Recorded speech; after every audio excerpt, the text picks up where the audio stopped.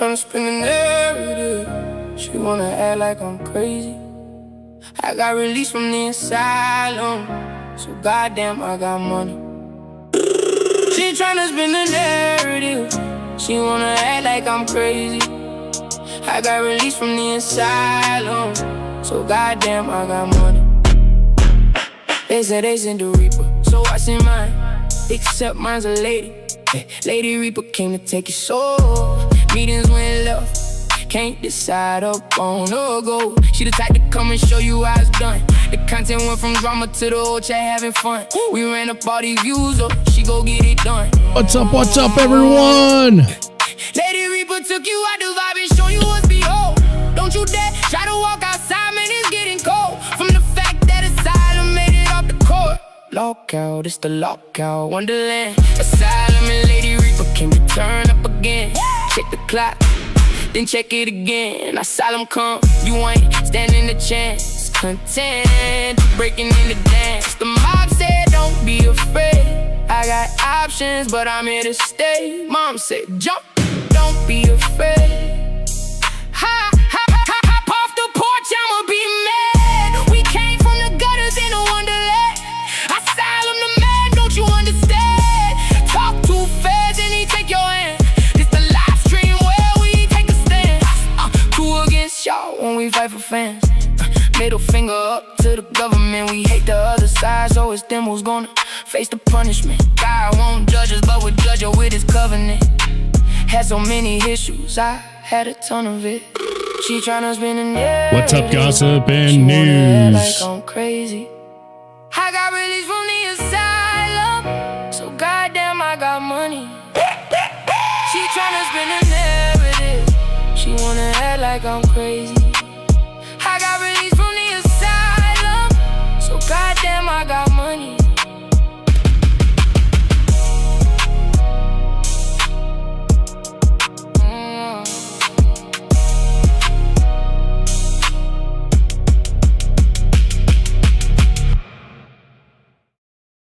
Ladies and gentlemen, welcome to LOL COW Asylum. My name is Asylum, and I've decided to open up the asylum this evening.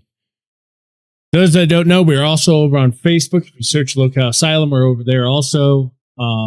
It's our first time over there, so we'll see how it goes. I realized the other night that I had over 5,000 followers over there that I've been kind of not...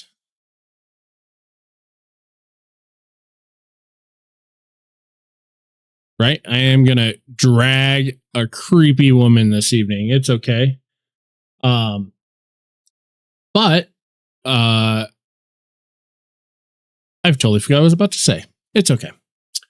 Either way, thank you guys for being here. Thank you guys for your support. Tonight's show, LOL COW of the Week. You never know who's going to pop up. I know Lady Reaper said she was doing a few things.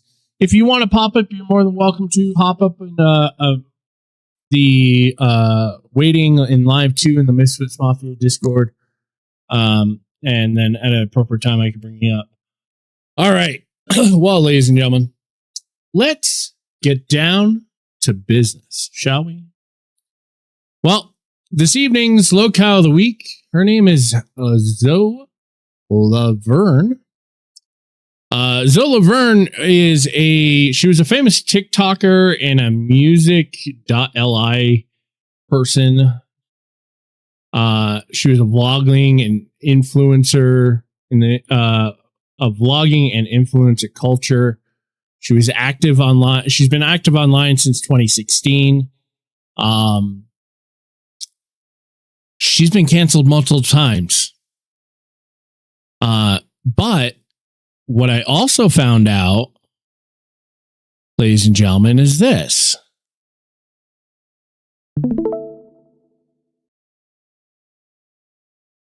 She's now a host over in LOL COW universe? Huh. That's interesting, Keem. You just, are deciding to stay on that route of people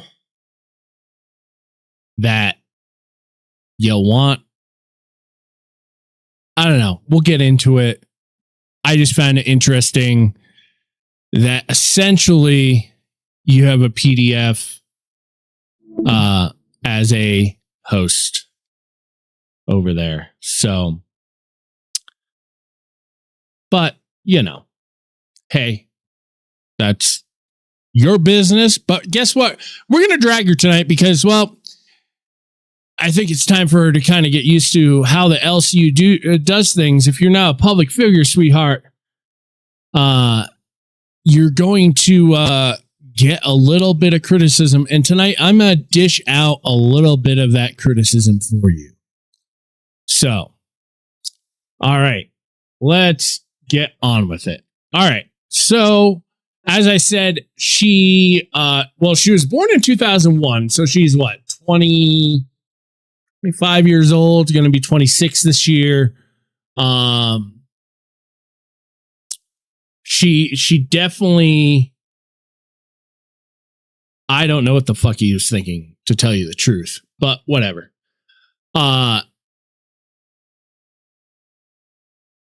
Yeah. So let's go over basically how she came about, right? The rise of Zoe, right? Zoe started building an audience on musical.ly around 2016, posting lip sync and makeup and comedy and personality driven content. At the time, music.ly was essentially it was basically the before TikTok, right? Zoe became one of the platform's recognized early creators and received verification while the app was still Music AI. Music AI was before TikTok. By 2020, she had become a major influencer, reportedly having about 17 to 18 million TikTok followers. That's kind of important because Zoe wasn't some obscure teenager with 400 followers. She had an enormous audience, okay? And the audience became a major part of later controversies that we're going to discuss.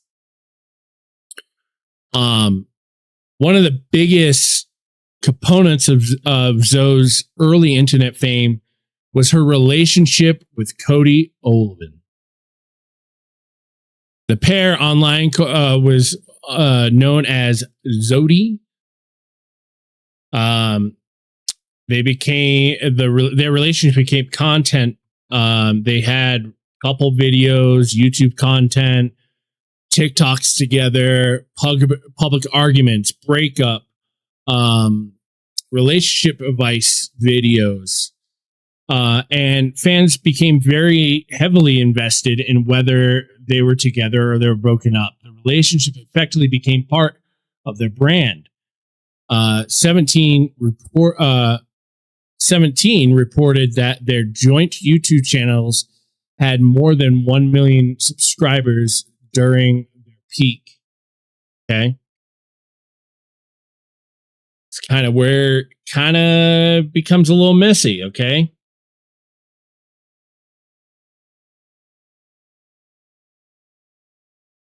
Sorry, I'm reading the chat. See if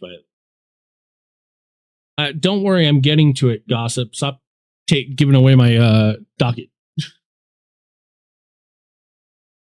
In 2019, in March of 2019, Zoe and Cody broke up. Cody accused Zoe of cheating with a fellow TikToker personality, Drake Austin. Okay. Zoe initially gave accounts of this breakup that were disputed and eventually acknowledged that she had cheated. She reportedly said that Drake had pushed her first, while later accounts from the people involved basically said that wasn't true. Okay. As we all know, the internet's reaction was brutal. Okay. But rather than the relationship simply ending, Zody came back. Okay. That's important because the relationship was increasingly becoming a cycle of drama, breakup, accusations, public explanations, reconnections, and more content, and then starts all over again. Okay.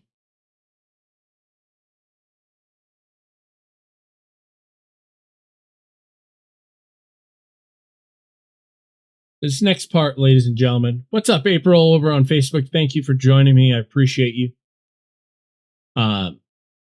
This next part is a touchy subject for some, especially those over on Facebook. I apologize, but we're gonna still go over it. That's how it's gonna go.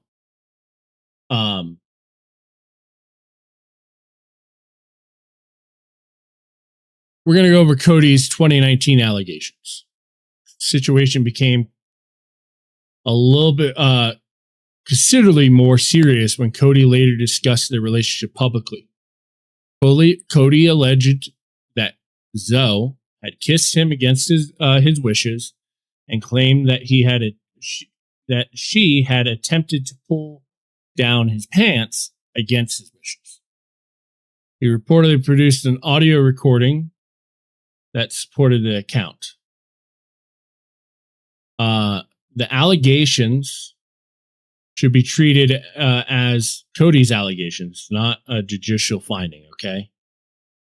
The larger issue, okay, is their relationship was no longer merely a typical influence breakup drama. Okay. There's now compelling allegations of unhealthy and potentially abusive behavior from both sides. Okay. But by this point, they had developed a strange dynamic. Their private relationship was effectively being conducted in front of millions of people. Okay. Anything from Instagram posts to TikToks to live streams to breakup videos, screenshots, text messages, friend statements. Okay. And every breakup generated another round of internet speculation. This is the one that's most interesting, accepts aspects of Zoe's story. The audience wasn't just watching the relationship, but the audience became part of it. In June of 2020, guess what? Zoe and Cody broke up again. Cody announced the breakup publicly and instantaneously said that he didn't want to create more drama around the reasons. But that drama didn't disappear. Instead, the allegations started circling around both Zoe and Cody. Zoe's side including allegations that Cody had been physically abusive. Cody denied any of the accusations and described the relationship as toxic and unhealthy on both sides. He said that the situation had been misrepresented and acknowledged his mistakes in the relationship. So by the summer of 2020, Zoe's public image had already been heavily damaged, but the biggest controversy was yet to come. Remember when I said earlier, hey guys, this topic is going somewhere, and we probably, you have kids watching, which they shouldn't be watching, especially since all my lives are 18 plus. Heads up. Just give you a heads up. All right. Well, I'm going to fling some dirt, but I need a drink first.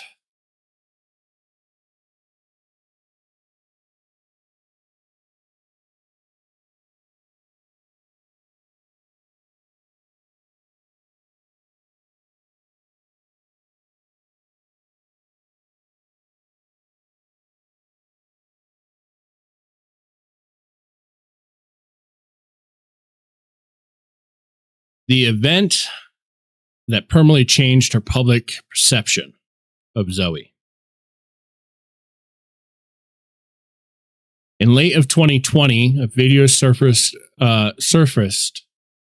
appearing to show a 19-year-old Zoe kissing a 13-year-old boy TikToker, Connor Joyce. The age difference was 6 years. The internet exploded. And because Zoe was already a huge influencer, the story spread extremely quickly. News outlets reported the controversy. At the time, Logan Paul covered it. Drama alert! Keemstar covered it. So, during that time, Zoe responded publicly. She denied grooming Connor. And she simply acknowledged there had been a romantic feelings between them. Her explanation was essentially that the two had become close, developed feelings, and the age difference was wrong. She acknowledged, as she said, yes, it is wrong. Yes, it is not good. End quote.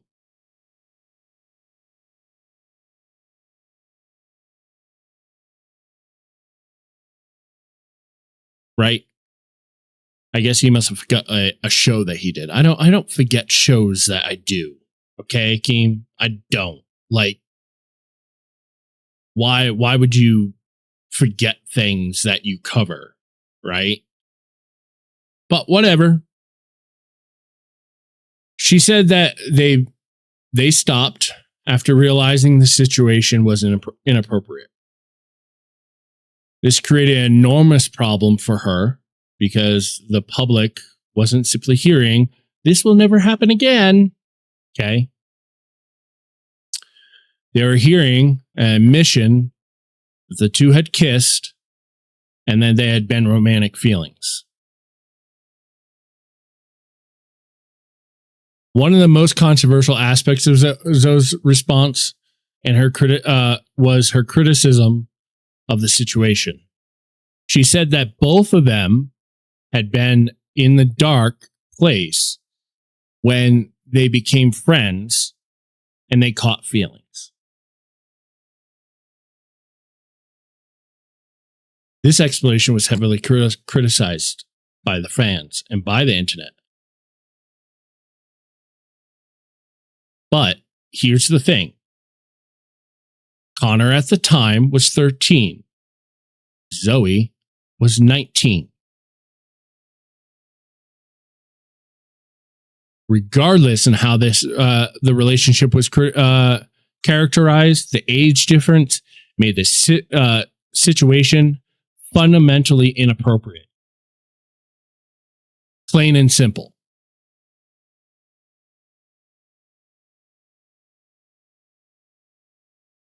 Oh, he did 2 shows. Well, excuse me. I don't watch him, never watched Drama Alert, never had a desire to watch him. So,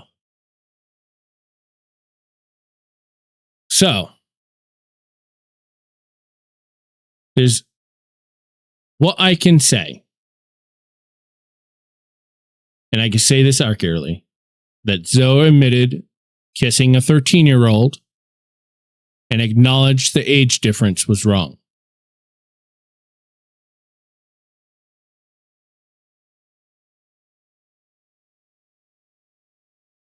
So here's the question. Did Zoe groom Connor? This is where the internet commentary frequently goes beyond what is actually established. Zoe denied grooming Connor, but commentary documented her denial and her admission that the two had developed feelings. So, Here's what's documented. Zoe was 19. Connor was 13. Kissing video surfaced. Zoe acknowledged the kiss and said they had developed feelings.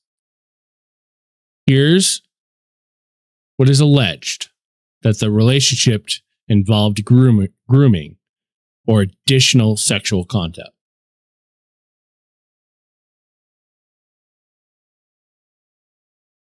What we don't know, right, is the exact nature and the duration of their relationship.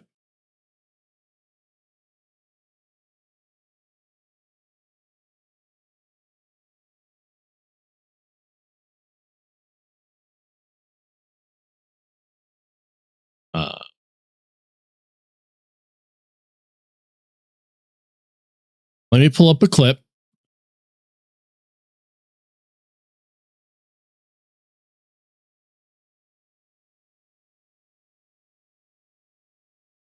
Why I won't be able to see the chat for a second while this plays.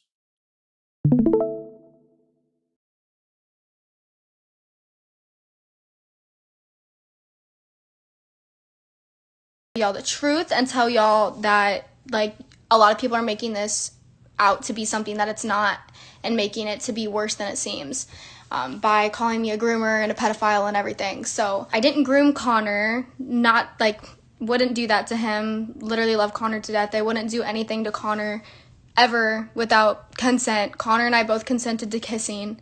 That was how it went. We both liked each other, and then we realized that the ages were... Bitch, a 13-year-old can't consent. Once again, a 13-year-old cannot consent.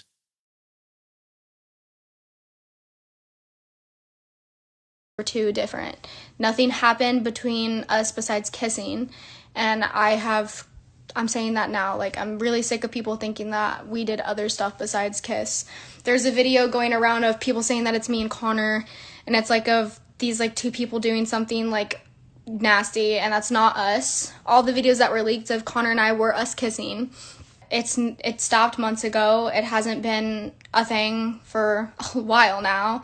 Connor and I don't have communication right now due to our parents both agreeing to cut our contact and give us both time to heal and from social media, because social media is very toxic to us right now.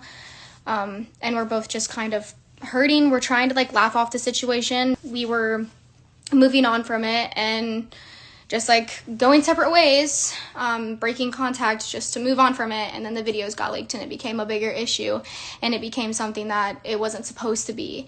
And because social media is so toxic nowadays, and because people like to put their little noses into other people's business, it makes it worse than it needs to be. So I'm here to tell you guys right now that this all was dragged out of proportion and put into something that it was not. People have so many rumors going around saying different things, and it's none of the stuff that people are saying is true. I didn't groom Connor, wouldn't do that. He's a kid and I'm aware of that, and it just happened. We both were in a dark place when we first like became friends, and we both just ended up catching feelings for each other. And friends do that. They catch feelings for each other. That's not a bad thing. Yes, the age is a bad thing. Yes, it's wrong. Yes, it's not good. And we both realized that, and we stopped.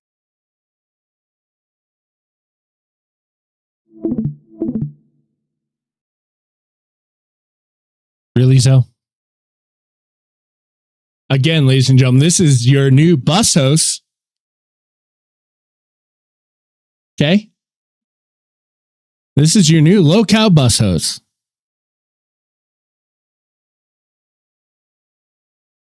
And freaking Keem is all worried.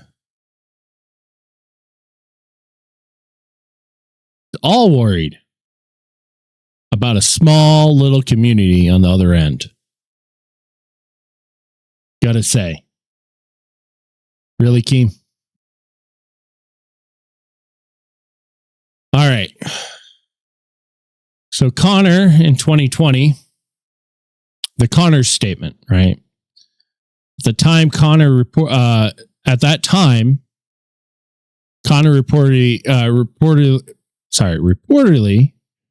pushed back against some of the extreme allegations. circulating online. Now, commentary shows were reporting and stated that Connor and Zoe had not graped him. This is important, okay? The internet's relaying of a story sometimes collapse every allegation into a one definition of a narrative, okay? The original 2020 situation was much more complicated. Much more.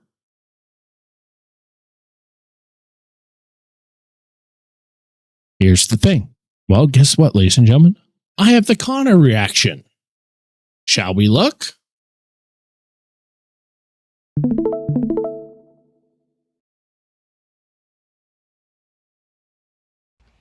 My name is Connor, and at the age of 13, I was statutory R-worded by a popular TikTok influencer. This happened 5 years ago, and I'm sure that a lot of you are familiar with the situation, and it's taken me a while to come to terms to talk about it.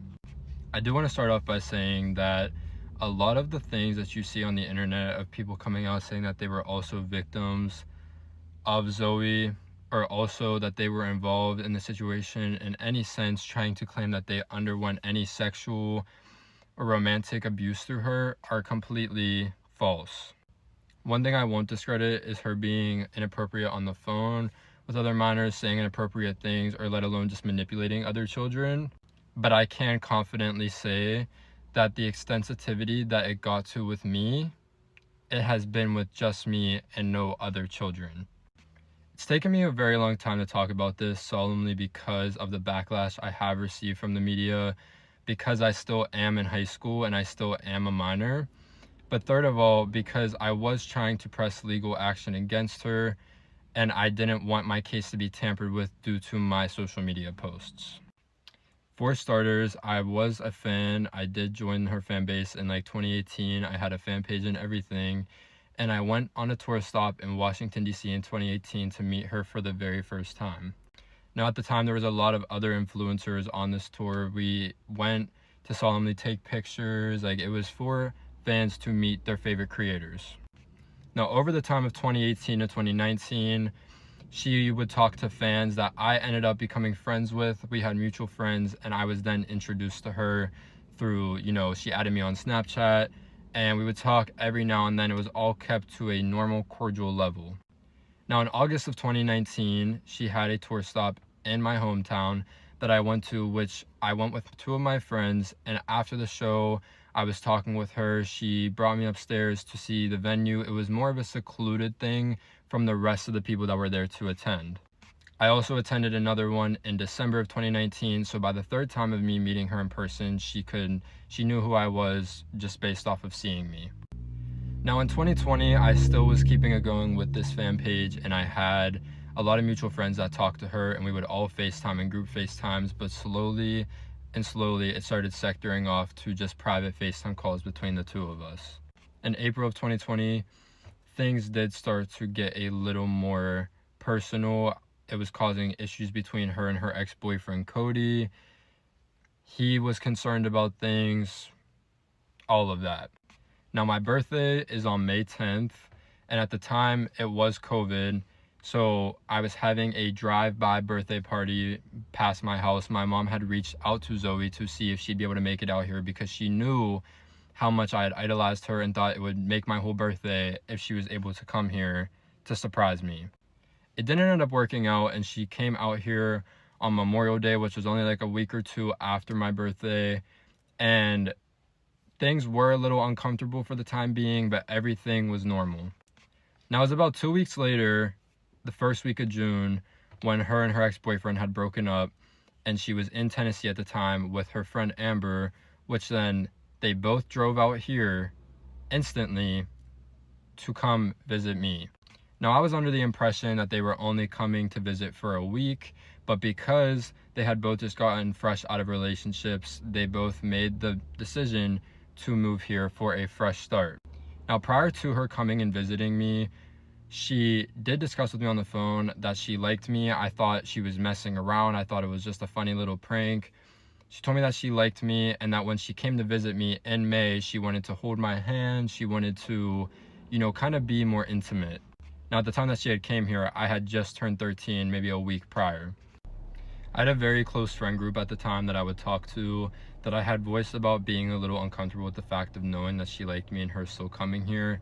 But I was under the impression I only had to see her for a week, so I was in fear of if anything were to go wrong, I only have to deal with her for a week and I can move along and not speak to her again.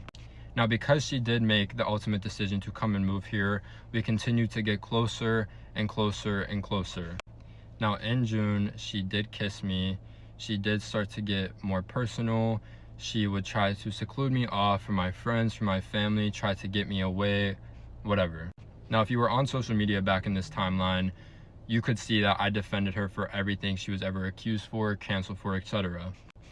I was so strung up and just trying to process real life because someone that I'd idolized for years was now living in my hometown, was somebody that was becoming my best friend, someone very close to me. And I was so caught up in just, wow, how is this real? That I wasn't paying attention to what was actively happening to me in the time being. Now, she kissed me, and as time went on, things started picking up to a worse and worse level. She would engage in sexual conversations with me, sending me pictures, calling me on the phone, doing things on the phone with me, etc. Now, keep in mind, I still was very highlighted by the fact that this girl was in my life because it was a surreal thing to me, that I was too afraid to speak up and have her hate me and wonder where things would end up. And a lot of people ask where my parents were at this time, but growing up, I've been bullied all throughout middle school ever since I was younger. I didn't have a lot of friends, so straight off the bat, my parents thought that this was a good thing, and seeing how happy it made me from the start, that they thought that it would be a good thing for us to become friends and for us to be hanging out, whatever. There was obviously a lot of restrictions on things. My mom would question things at times. She never thought that it was not weird, but I gave her that reassurance that things were fine. Now, I specifically remember there was one specific day that we were hanging out and I was at her house, and she had kind of just thrown herself on top of me and asked me if I was ready. My heart was beating super fast, and I still specifically remember her asking me, "Are you okay? Like, your heart's beating super fast, are you okay?" And I was in a moment of shock. I never thought things would ever evolve to this level. This girl had 20 million followers. I knew she had a career on the line. I always told myself she would never, ever do anything to mess with her career or ruin her career. In this moment, I was in a state of shock. She asked me if I was okay and if I wanted to, and I responded with yes, although my body language was very obvious that I was uncomfortable with the situation. This was a continuous event that continued to happen over and over again. And when things were publicized back in October of 2020, I had talked to authorities and I lied to the police for her. Now, back in October of 2020, when things were publicized on the internet, I did talk to authorities and I did lie to the police because I was heavily manipulated and I was still in a sense of trying to protect her. She had gotten into my brain so deep that she had told me if she went to jail for what she did, that she would off herself. And being only 13 years old, and again, this is someone you idolize and you look up to, that is going to mess with your head. After this, they thought it wasn't a threat, they moved along, and Zoe still tried to pursue a relationship with me because she thought she was in the clear. She would make fake Snapchat accounts to contact with me. My mom cut off contact with us, and she would still make accounts to have desires to speak to me. Now, after this incident, it has been 5 years, and I was bullied out of school, I was harassed, I was assaulted, my family was harassed, I had false CPS reports, my house has been attempted to be swatted, my address was leaked. I've had to face so many repercussions because of this girl. Now, I want to make it clear that I have tried to come out about my story and seek legal justice since then, and they have made every excuse they possibly could to not give me the justice that I deserve. I showed up with receipts, I showed up with proof, I showed up with everything, and they still did not want to believe me. The authorities had told me straight to my face that they had thought this was all conducted under a publicity stunt and we were doing this for views and attention, completely disregarding the straight laws and the straight proof that was right in front of their face. My case was dragged out for almost a year of just back and forth between we can do something, we can't, we can, we can't. It's a very deteriorating feeling though to still face repercussions for a situation I was a victim in from 5 years ago, still to this day, while the person is walking free and can't even take the accountability to own up to what she did to me.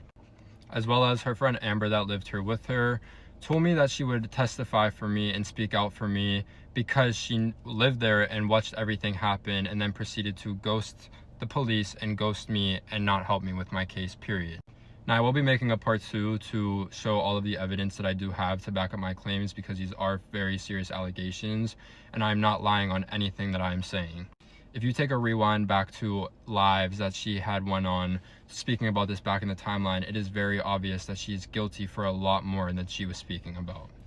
I do appreciate all of you guys' support throughout the past years, and I'm sorry for all the time that it has taken, but it has taken me a lot of courage and time to finally be at peace to speak up about this while I'm still facing therapy after 5 strong years.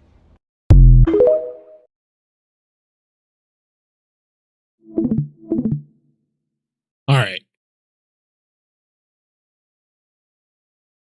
Jesus Christ.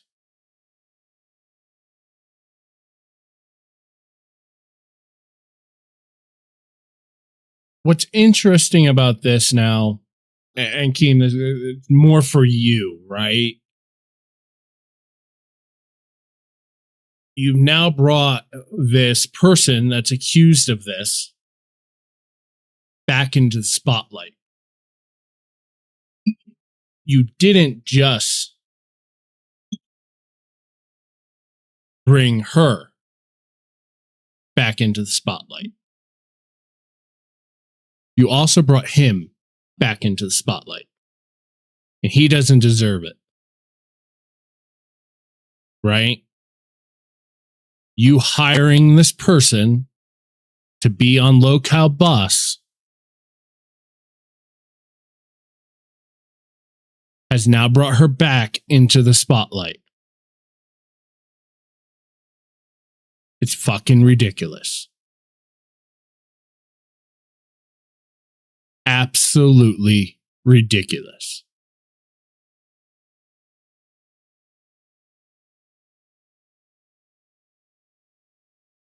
Ugh. You know, covering people like this, sickening. In particular, where this crime has happened with a minor. Keem used to take down these people, crushed them, end their careers on YouTube or TikTok or wherever else they are.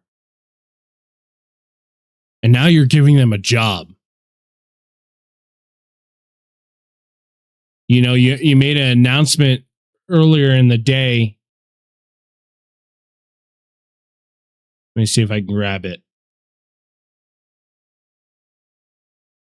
Because I have it.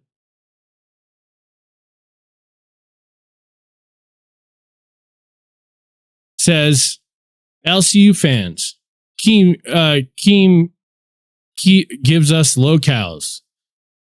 Keem, bring Lolcows. LCU fans. How could Keem bring a horrible person like this here? And he says, you guys suck. Face it. You're dumb as shit. Keem, these are people that give you fucking money.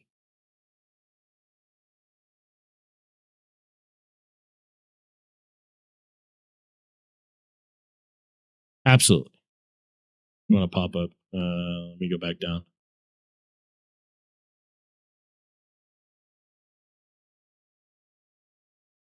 Like, that's fucking ridiculous. Then Big Murph in main chat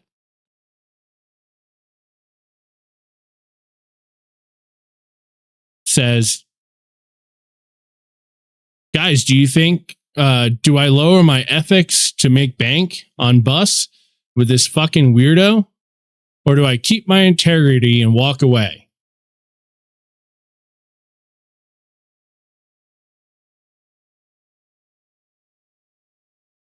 Right?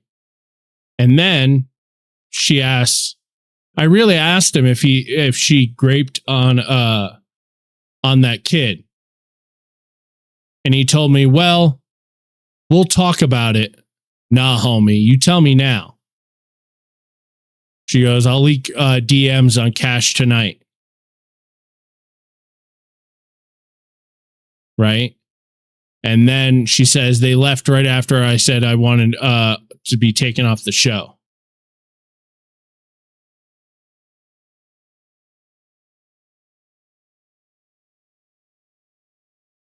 Right?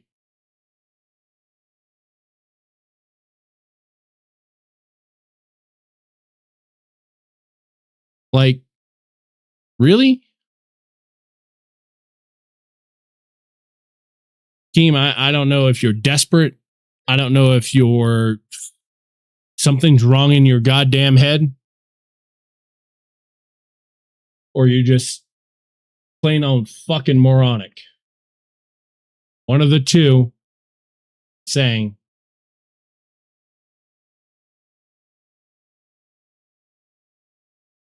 all right. You think that's it? Nope, that's not it.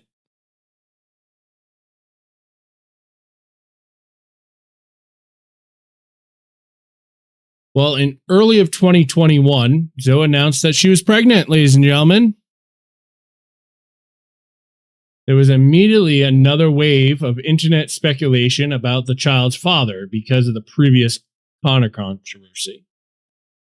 Zoe publicly confirmed it was her boyfriend, Dawson Day, was the father. The news entertainment industry reported that Zoe was 19, Dawson was 20 at the time. Their daughter, which I'm not going to say the name. If you're tagging me, I can't see it, so I don't know where that came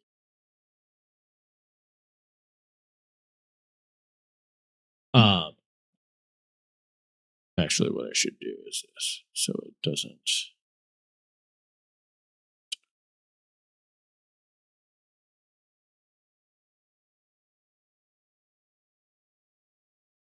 So, their daughter was born in late of 2021. This became another major chapter in Zoe's attempt to transition from teenage TikToker to celebrity in adulthood and family content.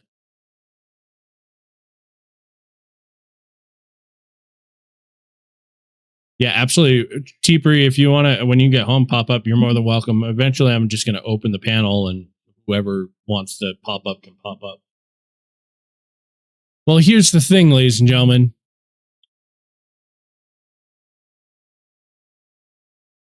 In October of 2021, Zoe attempted another round of criticism after offering fans access to exclusive photographs of her newborn baby for a fee. Reports said she charged $15 to access these photos. She subsequently apologized on its own. This wasn't remotely capable for the or even came close to what happened with Connor, right? But it definitely contributed to the border precision that Zoe frequently made questionable decisions about what she what should or shouldn't become a monetized on the internet. Well, ladies and gentlemen, guess what? We have a clip. All right, here we go.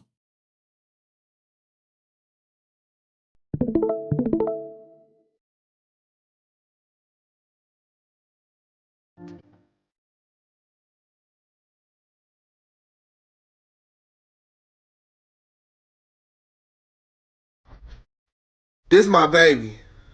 And ain't nobody finna touch him.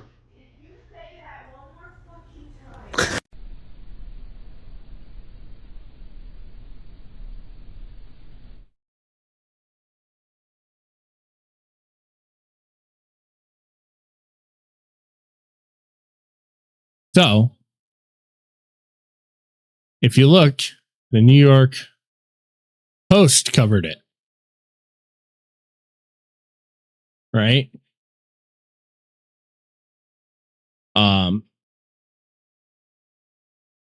She was basically, she had to do an extended stay. This is, baby daddy, the baby, and her at the hospital.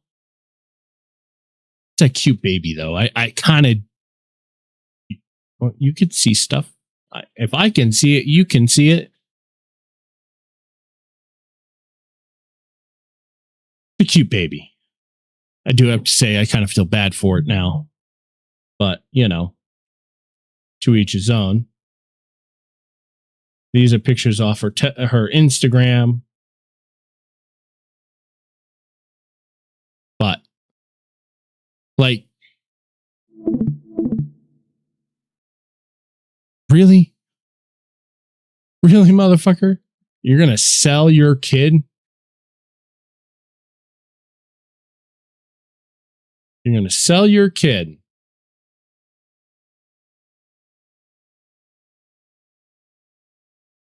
for $15. You can have access to pictures of my children. Okay.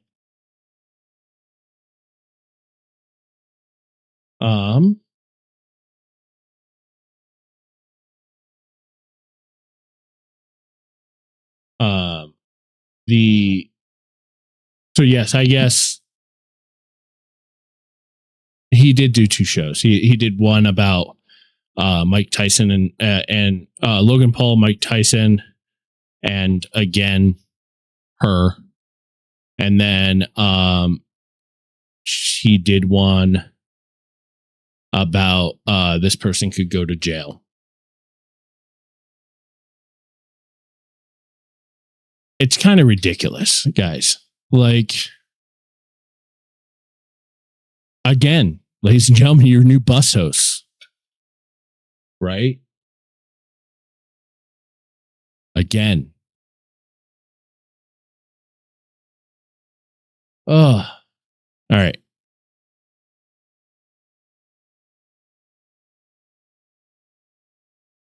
I'm gonna pop up to open panel. We'll open this up if you have whichever commentary on it, whatever, you can pop up there. Give me a second, ladies and gentlemen. I'm gonna go dark for a second, and then anyone else that wants to pop up is more than welcome to.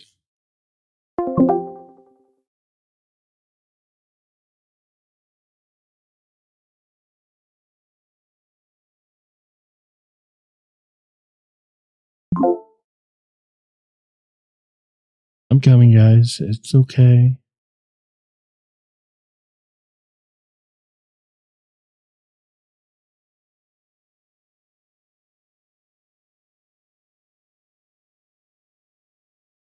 Well, ladies and gentlemen, if you're in the Misfits Mafia Discord and you want to pop up and you have anything to say about this, you're more than welcome to.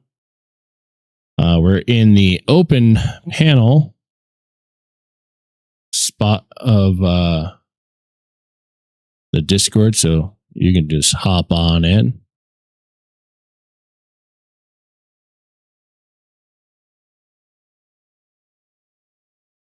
Yeah, it's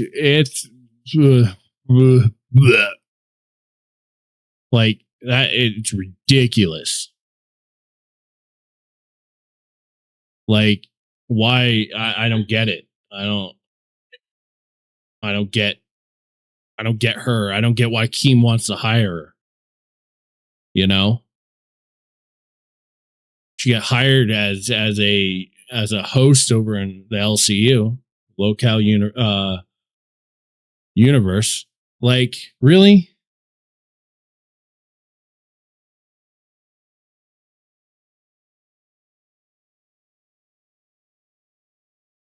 I went and double checked to look at Scooter's live, see if they were still alive, and yeah, they are. Yeah, like, it is gross. You're more than welcome to pop up. Actually, Gossip, if you pop up real quick to say what you need to say, because I gotta use the little boys' room. That would be amazing. Anyone really?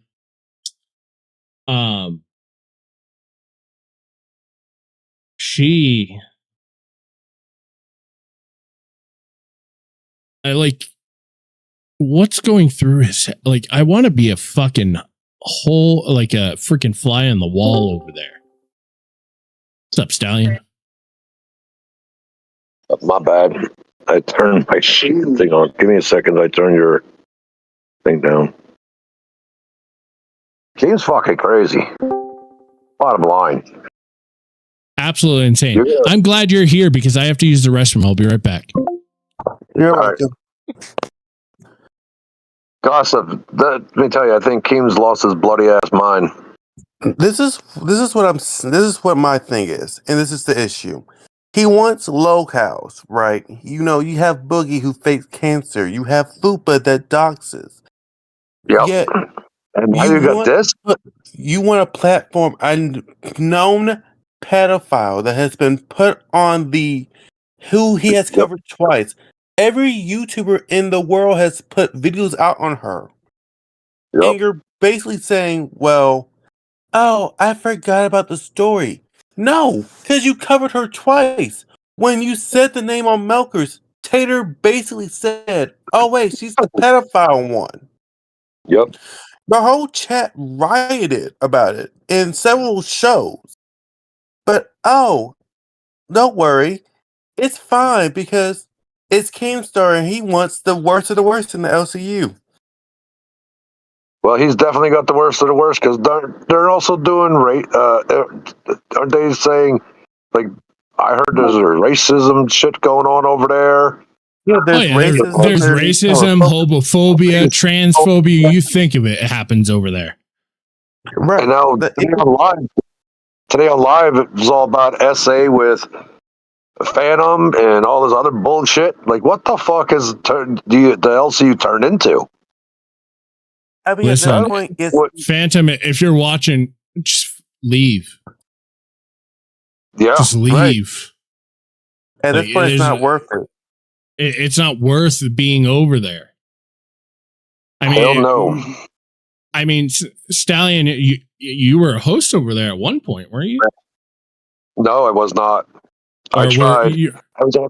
I was on every single channel, the old channels, back in like what 24, where it was only like Nerds and Milkers and Cafe and Live, Queens, Aussie, and Rewind. That was it. That were the only 7 shows. Yeah. And now they got like what, 30 fucking shows or something. Yeah, it's something like that. 24, I think. 24 minus ones that are not in works anymore. You know, it's ridiculous. It is. Because let's be honest. At this point, Zoe is basically the victim is now coming out. Keemstar, you're the main one who said let's not call people the P word without actual evidence. We have a person who has little evidence has been called out over to YouTube, who even said, oh, you can have pictures of my daughter for $15. I'm sorry, but if I'm a host of a show and I get put with someone who has these allegations, yes, I wouldn't want to work with them either. Nope, I wouldn't work with them. Fuck that. No, because so you want me to put aside my moral compass and let my reputation go to the gutter because I've got to work with somebody who kissed a 13-year-old, groomed them, admitted to kissing them, and now wants to act like it never happened? Sorry, it's not going to happen. No. You know, if I was forced to, we work very hard, both in LOL Wonderland and in Misfits Mafia, to keep these type of people the fuck out of our discords. Right. Exactly. Better yet, he allowed him into the Discord and then fucking hired her ass. That takes. And here's the outcome. If he's going to do that kind of shit, he's just. It's like I said in the live chat. He's fucking just as guilty? Number one, and number two, he's going to get hate like there ain't no fucking tomorrow. I mean, he's already getting hate. I mean, at this point, yesterday, they literally drove the girl out of the Discord. And yet he gets mad and hops on Queens talking about, y'all want me to hire Lolcow, so I hire a Lolcow and y'all drive her off. This is It's not not a the type fucking of Lolcow. locales that people want. People No. don't want a girl who literally admitted on TikTok that she kissed a 13-year-old boy because they were both in dark times. Fuck the dark time bullshit. You literally moved to his state, moved to his city, moved near him, basically said, I want to hold your fucking hand and fucking groom the fuck out of him. And did exactly what every PDF that, does. Attempts to separate him from his friends, attempts to separate him from his family, attempts to, you know what I mean? To be more, right. One-on-one and so on and so forth. Like, come on. Right. And I'm sorry. And I don't have any sympathy for her because I went through the same shit that I understand where Connor's coming from. At this point, she is a fucking disgusting human being. And I don't understand, Keemstar, you say you have this high morality, but you want to hire some weird chick who literally came on Melkers talking about, oh, I'm here to take care of jobs. Well, guess what? You don't have a job in the LCU no more because you got ran off by the fans because they're not going to support a fucking PDF. Yeah. They're not going to. Nope. And this is how you end your own platform, your own network, by doing shit like this. Because let's be honest, if Amanda she would have stayed, not to mention Phantom generating sexual AI videos without permission and sending them to Copper and Copper posting them into the Discord. Glammy was the victim at this point. That was all brought up today on live. Glammy went the fuck off. And then, like, a lot of the fucking truth started coming out from Glammy about how Keemset put her up to certain things on shows to mess with Boogie's fiance. And Boogie got pissed the fuck off. And, I mean, it's fucking nuts over there now. Right. And I'm going to say this, Phantom, this dark Phantom era of yours is not working. You're now being labeled as a creep. Because if you... We all knew that's exactly what was going to happen. Yes, and he's fine with it. He got called a creep when it came to Fupa. You're now being called a creep even more. Gossip, guarantee you this is how the conversation went around. Hey, Phantom, this is what we're going to do. You're going to go into your being hated arc, big bad boy arc. Don't worry, it will get you views. It'll get you more super chats. It'll be perfect. It'll be the greatest thing that ever hit the LCU. Trust me. Like, you'll have so much fun and and all this other fucking bullshit. And that's exactly how that call went. Exactly. Yeah. Guarantee it. And guess what? When his show happens tomorrow, what's going to happen then? Is Chunky going to want to work with him because she's now going to hear all about this disgusting shit? That's just weird. Listen, in the LCU, you don't have a choice who you work with. Right. You're just told. She has a successful job. She can just say, you know what, fuck this. Yeah. But I will go to bat. I will go to bat for Phantom under one condition, under FUPA bullshit. She did sleep with the guy at Fat Camp. Yes. Oh yeah, no, 100%. I'm not saying that part. She played Phantom. She played Phantom for a fucking fool. Yes, she did. And that's fucked up. I mean, the guy actually liked her and stuff, and then you sleep with him, and then, I don't want nothing to do with you. Like, what the fuck kind of... if you would have just said, dude, this is a one-night stand type shit, I think you would have understood that, but you led the guy on. Right. So that's the only backing I give Phantom of any kind. But this other shit that's going on with the explicit pictures and shit, I'm not down with that. But with the FUPA Phantom shit, the dude got played. And she played him for his fucker. he got played in this whole him sending people his dick, talking about that all the women want my dick. No, they don't. And this is disgusting. The fact that Phantom wants to talk about it. Everyone sees Kate's watching us. I'm on her TV. Hi, Kate. We're on her TV.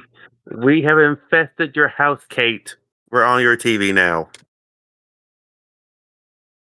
But no. That's the only bad thing that I would give Phantom at anything that I would feel bad for him. But all the other shit he's doing, absolutely not. No, I agree. To be honest, I liked Phantom at first. I felt bad during the whole Koopa era. Yep. But now it's just the whole fact of you're now deciding that, oh, I'm going to talk about Glammy. I'm going to disrespect Glammy. I'm going to disrespect women. That's not going to work out for you, Phantom, because now you're now the laughingstock. Live has dragged you for 3 days straight now because of this? And not only that, but also Glammy, I'm not saying anything. What Phantom did to Glammy is absolutely wrong. But if you look at early this morning stream with her and Wonder Woman, she's like, what do? I need an adult. Aren't you 40 plus years old? Aren't you an adult? Right. I mean, here's the thing with Glammy. I feel like Glammy doesn't have the human association skills to deal with people. I mean, also we also got to remember, Wonder Woman has gone through, God knows, she went through bus. She has personal issues. She was sober. Bus has made her now fucking regret even drinking again. So, yeah, I understand the whole fact that Wonder Woman now feels like she has no other choice but to quit. And also, if you forgot, on fucking Wild, fucking Phantom decided to go up there and argue with her, talking about, well, you were too drunk to handle the stream, so we thought we would be better than getting your show turned off. And then asked her if she was drunk again. I'm sorry. I didn't see that part. I must have missed, but she was drinking because I was also chatting, and then I was just like, I can't watch this anymore. This is great. She was drinking on that Sunday stream. This is my thing, though, Phantom. When I'm not even going to use this against you, Phantom, but you're the same person who literally, after Fupa broke your heart and everything, you went on this whole sippity baiting journey, talking about, I'm going to drink again. I'm sorry, it's not going to work for me. I feel bad for you that Fupa played you, but this dark Phantom shit ain't going to work out for you. Ain't that the fucking truth? Welcome to LOL COW ASYLUM, my friend. Oh, guys. Hello. I'm in the middle of cooking dinner for the household. We're making some Japanese curry. No meat because Japanese a vegetarian. But Wonder Woman is a topic I would love to chime in about. Absolutely. Look, if you're aware, right? Once you dip your toe into how the LCU works, there is a number of things that will be pushed on you to try and make more content, right? Absolutely. Mm-hmm. I will say before, I don't know if this has been covered yet. I tuned in like 5 minutes ago. But Wonder Woman's alcohol consumption was never pushed. I want to make that very apparent. No one's ever told her you should drink. At least working on Bus when I was there, and even I'm certain Keemstar in my presence has never forced her or asked her or said any mention of you should drink more. But it is sad to see what happened today. It is upsetting to see that this woman who's been part of the universe for over a year, right? She's been watching the LCU for almost 2 years now. I think she quit for real. I don't know if it's confirmed because it's confirmed. They literally have talked about it all over Crypt. Well, yeah, but then all that means is that if she shows up to play, if she shows up on Wild next week, that's a big episode. That's what I'm saying. Like in the LCU, someone being gone is not them being gone, right? Me quitting, everyone assumed, oh, he'll be here tomorrow. Oh, yeah, it's just another bit. I quit on Monday, and then I came back Tuesday to quit on Tuesday. It was like even myself, I'm guilty of it. And you come back afterwards. Yeah, I ain't going back. That shit's fucking. That shit's a mess. And everybody knows that if it's not in the announcements, or if Mike, kid behind the camera is on camera, everything's a fucking script. True. Yes. Yeah. I wanted to ask Asylum's opinion on. I mean, Wonder Woman. Here's the thing about Wonder Woman. There was one point we were in live VC for the when they had show VCs at one point, and we had she popped in. She was fucking drunk as all out. She wasn't on a show that night, right? So we know now. I know, like at that point, we knew that it wasn't a like a script that she was like being pushed to be drunk, because she was just always drunk, right? We spent 2 hours acting as if we were live on air, and she went with it. 2 hours. I remember that because she also came at me one time in a VC when she was drunk as well. You know, I mean, to the point that mods would have to like put her to like time her out so she would stop joining VCs drunk. Oh, Jesus. I think she has. I do feel bad for her. An alcoholic problem, right? She's admitted as much. When she was at Fat Camp the first time, it caused her a lot of issues. It's her going back to alcohol for the stream is crazy. I mean, that's what it was. It wasn't like she didn't just like in her personal life think, oh, it's time for alcohol again. It was a push of, oh, your content's boring, you suck, we need to get you drunk to do something, right? Like that's what the audience was convincing her of, and she took the bait, and here she is now drinking again. And I think that's what led to this. I mean, there's a number of things that led to it, but I think that's what she was talking about on Wild, was the fact that she felt like on Bus, she had, she was the quiet one. You had Tech, that was the funny one. Foxy was the monotone one, and you had Wonder Woman that just sat there. And she felt like she needed to spice things up. And I'm guessing with that, she lost herself again. And let's be honest, I honestly liked her when she was sober. She made sense. And when she started drinking again, I'm like, don't change yourself for these people who don't care. Because let's be honest, the fans didn't care about her sobriety. They wanted to mess with her, trigger her, be like, you're boring, what are you doing? Spice things up. And now, she's now out of the LCU. She's dealing with stress of her real life. They have literally drove her back to drinking again. Is it worth it? Nah, dog. See, that's what will happen when you're in the LCU, dog. They'll push the host so far at a breaking point, they break. And to them, to Keem and them, that's all content, and they love that shit. They don't give a fuck. So wait, can I get the TLDR on who left? Wonder Woman. Wonder it's not Woman just left? Wonder Woman. Denmark's gone. Melcifer, Lila, Breadstick, and Wonder Woman have all left the LCU in a 24-hour period. You know what? Good for fucking them. Good for them. Melcifer is still there, but he's not on a show no more. No. Well, yeah. I mean, if you're not on a show, you're fired, so you have left. Yeah. I mean, I mean, Tech knows more than like probably any of us that sit on this panel, is because he saw the back end of it. The amount of stuff that's in the LCU that is, whether it be scripted or talked about beforehand, is it's worse than WWE.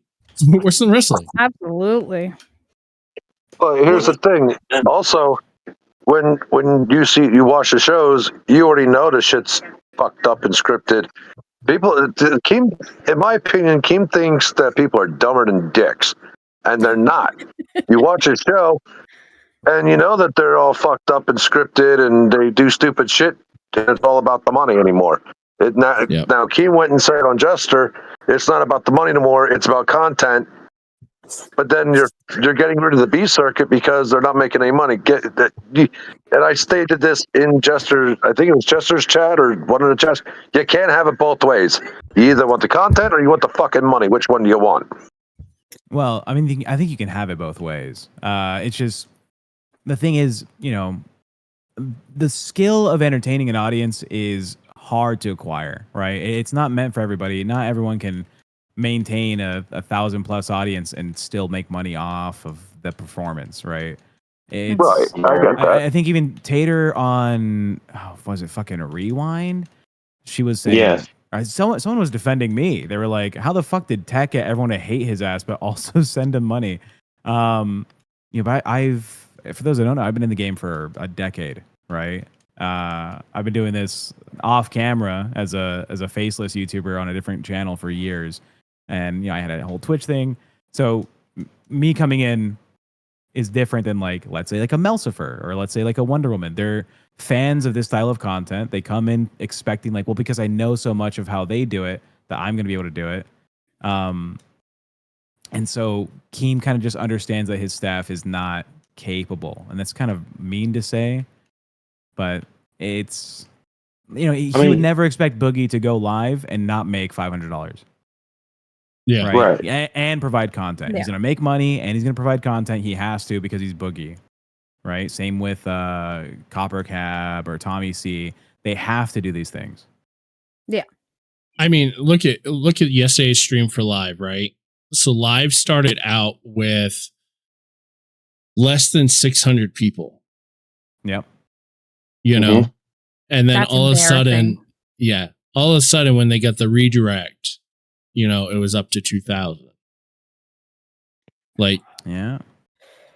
But here's the thing: is a lot of these shows, even B Circuit, every dollar that comes in, you're thinking about 30 cents of that going to YouTube and then splitting the other into minute pieces. Shows like Mafia Milkers that it's bringing in maybe 100, 200, 300 bucks. That's not a livable wage. Yesterday Live brought in a little over $1,000. I think it was 1,400. It was the report card that he posted.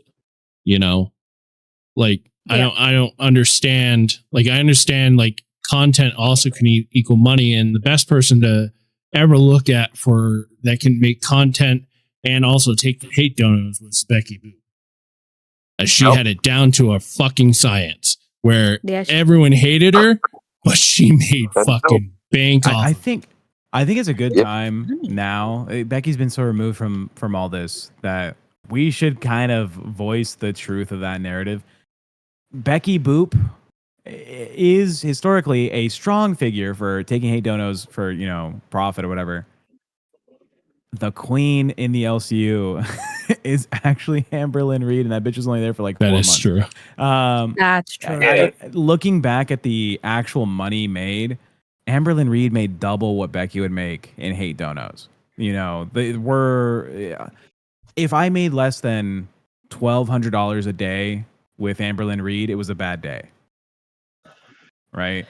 And that's 20 times a month. Did it even end up outranking everybody with just hate donos because of Amberlynn Reed during Fat Camp? Yeah, I mean, it's hard to say. Is it because of me? Is it because of Fupa? Is it because of Amber? For sure, I utilized the hate that the audience had around Amberlynn Reed. Right? We shit talked her. We gave the audience what they wanted about. We hate that bitch, dude. She fucking killed a cat. We did all that collectively. So it's not either one of us. I'd like to wish it was. I feel like it's a mix of all three of you. Yeah. Because, you, Tech, you were the fun one that kept them both in check. Fupa was the bitchy one, even though I don't like to admit that she's entertaining. You had Amber. Amber literally was the one that refused, that came out with fucking issues, and everyone was just like, you know what? We all see that Tech and Fupa are struggling. Let's hate on Amber. And the show worked.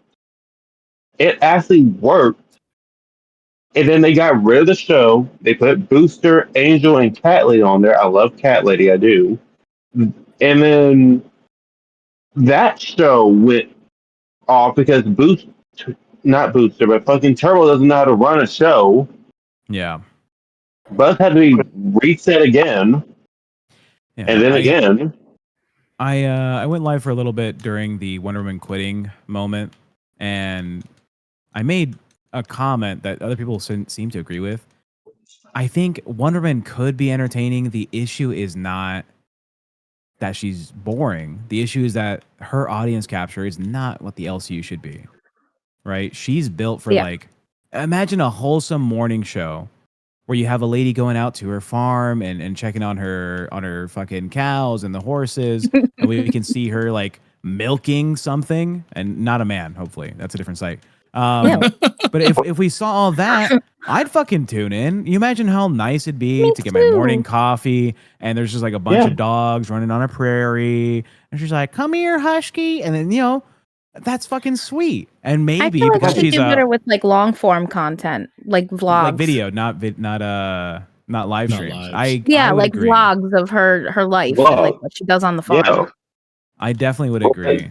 That would be more I entertaining. hate to disagree with you, but back in when it was just the 3 shows, Live, Rewind, and Queens, Becky would have whooped Amberlynn's ass in money and content. You can make Becky would turn on the water faucet in a heartbeat. All the hate donos, they were in second place for months, almost a year. I'm definitely going to disagree with you then, okay? Because Bus had a $50,000 month. Becky's never made more than $20K.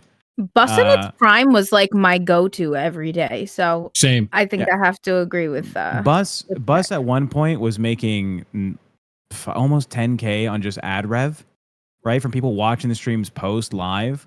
And if you don't understand, 10K in ad revenue is 6 times what fucking Phantom would make on Alpha. And no offense to Phantom, I love the little baldy. But we're talking about Amberlynn Reed, who has an audience that is so well known that I've worked with Keemstar, I've worked with Boogie, I've worked with Kid Behind the Camera. It wasn't until Amberlynn Reed did people in my real life be like, "Oh my God, Tony, is that you? Is this a screenshot of you with Amberlynn Reed?" The fame this woman has it surpasses some has been from 18 years ago. Hashtag Keemstar, hashtag DJ Keemstar, hashtag whatever. He texted a 15-year-old. It's different. Yeah, look at that. I love Becky though. Me and Becky got along really well, and I wish her the best. But I would love to see Becky and the ALR go at each other just to see who would get the better, because that'd be a hell of a show. That would be a hell of a show. It would. I really wish the Keemstar Becky arc of Frenemies 2.0 happened. I think that would have been really entertaining too. But I'm glad she's doing whatever she's got to do to keep her fucking peace, because that bitch was crazy. And I think she really did need a little bit of help. And that's what I said. They'll destroy a host just to make content out of it and not care. Exactly. That I can agree with. Tech, how do you feel about this whole Phantom and his no dark art era? Oh, it's fake. It's the fake fucking bullshit. I heard this on my drive home, and I had so much to say. Oh my God. I can just already hear Keem's fucking voice. All right, imagine this, Phantom. I know you're upset about the beast, but let's make a fucking change here. Let's do something different. You have it in you. And he's gaslighting the fuck out of this poor old man who's like, how many views you'll get? IRA. You know how many super chats you get? You'll make so much money. Love it. It's just so inauthentic. Like, there's such a difference between Phantom when he's actually upset about something and whatever the fuck this is. I don't know what this is, but it's not good. It's not funny. It's not even it's cringy, but it's not creepy cringy like a lot of people are thinking, at least in my opinion. I don't think it's creepy. I just think it's so not him that it's just so not believable. I'll be right back. That it's stupid. I'm just going to go off for a second. Yeah, it's I'm doing my opinion. I think Phantom is thinking in his head, if I create this much drama, I think Phantom's still upset about the weekend, but he's trying to make himself problematic enough to bump him up to an A show. He's And not it's not A working. material. I mean, Like, I get he's it. He's been not. around for so long, but he's so with peace and love boring, but like not in a bad way, just not for the LCU. Like Wonder so Woman. Am I right? Yes, except I think God. he would do good with live See, streaming. I don't think his long form. I think I'd be bored by his long form content. But I think he could do so good streaming on his own. I think Phantom will be better off on his own channel doing his own life thing. That'll be great content. Okay, I would I never don't watch think that Phantom personally. as I'm But there are people that will, though. Yeah, you know what I mean? Yeah, Like, the people that will. I also need a little clarification because I was driving home and I just want to make the bitch that this whole show was based on today. Did I hear correctly that Keemstar hired her? Oh, yeah, hired her for bus. Are you joking me? Like, is that man dumb or is that man dumb? Because that's got to be one of the He's dumbest dumb. things. Because you could ever do for a stranger. he forgot that he covered her 2 times on his own channel. He's dumb. Like, this man is a Yeah. fucking tater tot walking. I cannot. Like, why would you do that? Like, that's not LOL cow, that's pedophile. That's like 100%. child grossness. Like, what in the like, it's one thing you want to accuse Boogie of being whatever, like accuse Boogie of being whatever. No, she's got evidence. Like, there is evidence. She's admitted to it. Like, I did this inappropriate behavior with a child. Gross.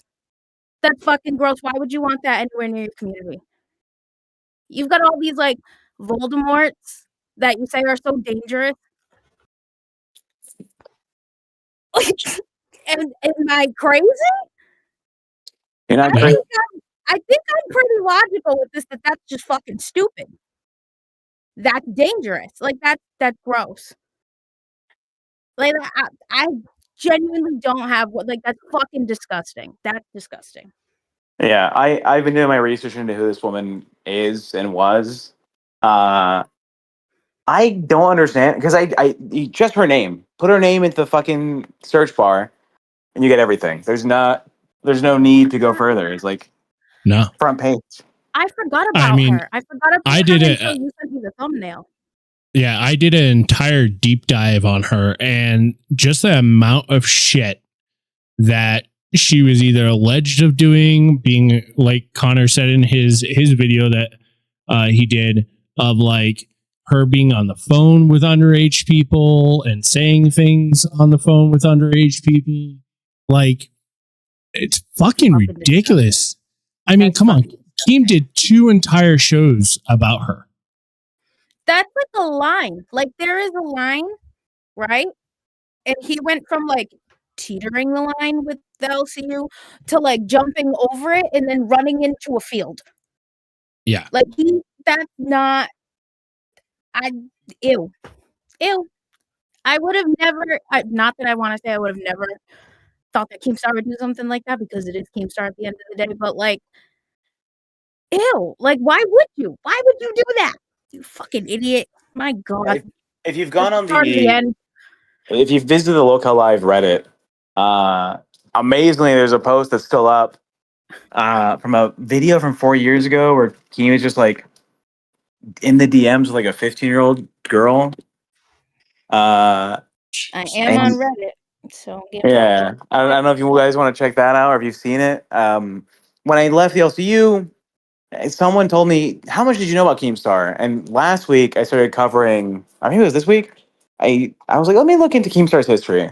And holy fuck, did I not know all the shit about Keemstar that's gone on. I didn't know about the H3 Ethan Klein beef with Keemstar. Bitch, that's how I know who Keemstar is. That is my bread and butter of living. Like, it's like my favorite arc of internet anything is the whole Keemstar versus H3. Yeah, I didn't know that. Didn't know the grade A under A. Hours. There's so much. Keemstar doxing someone, getting like the police called to their house. Didn't know about that. There's so much involved with him that I wish I knew before I fucking took the job. The only reason I even gave this whole LCU thing a shot is because Ethan called it out on his show. It was like Boogie lied about cancer, and I was like, oh, I gotta check this out. And then I was like, you know what? The way he handles Boogie, it's kind of like a redemption from that crypto shit video that went out with, I don't know, was it Aiden Ross and his friends or some shit like that? Because that was like holy shit! Yeah. That was sad. YouTube videos? No, that was really sad. I guess someone made a entire YouTube video of it, and it's been taken down since then. Oh no, I can't find that post either. I just searched Keemstar texting a 15-year-old, and that's what I found. It's on the Reddit like maybe like 8 hours ago now, 10. Yeah. Oh yeah, here it is. It got removed by a moderator. Of course. Yeah. Probably Keemstar or Josh. Josh, I think, is the only active Reddit mod at this point. I mean, Keemstar checks the Reddit every day. That doesn't surprise me. Yeah, that doesn't surprise me. Got an ego to protect and inflate. Like, that's ridiculous. Keem, Jesus. That's just, I mean, me anymore over there, but like, that's fucking disgusting, and that shocked the shit out of me. Like, here's the thing. Like, if you need people, like, you have plenty of scumbags in your Discord. Just, promote them interns. Literally. I mean, all the good people have left, that have had, actual brain cells to get out of the Discord. I mean, I was kicked originally from the Discord. Were you really? Oh yeah, no. I was banned because I helped out Christina when she left. I helped her with OBS, and I still have the screenshot of saying Reaper 2 Manic's been banned for helping out a Voldemort Christina. Oh, it was great. I love it. Because Tech even messaged me, "What's up with this?" And I was like, "Oh yeah, no, I helped out Christina with OBS." Oh yeah, I was like, I don't think I've ever talked to you. Maybe we were in a VC at one point. I was like, this seems fucking weird. I was like, are you good? What the fuck happened? Yeah. And then I came back for like, what, a month maybe? And it was right before you left. You left like when I rejoined. And then I was like, oh, who am I going to watch? Well, I'll watch live for a little bit. I spent like 20 minutes watching live, and I'm like, I can't watch this anymore. Tried other shows, couldn't watch those anymore. I tried Queens, and was sick of Tina D bitching and whining. Then I tried Mafia Milkers, and well, I'm a gay man, and I don't want to see fucking boobs all the time. I love Mia Tammy. I love Mia Tammy 10. She is the sweetest person in the world, and I absolutely feel bad for she's going through there.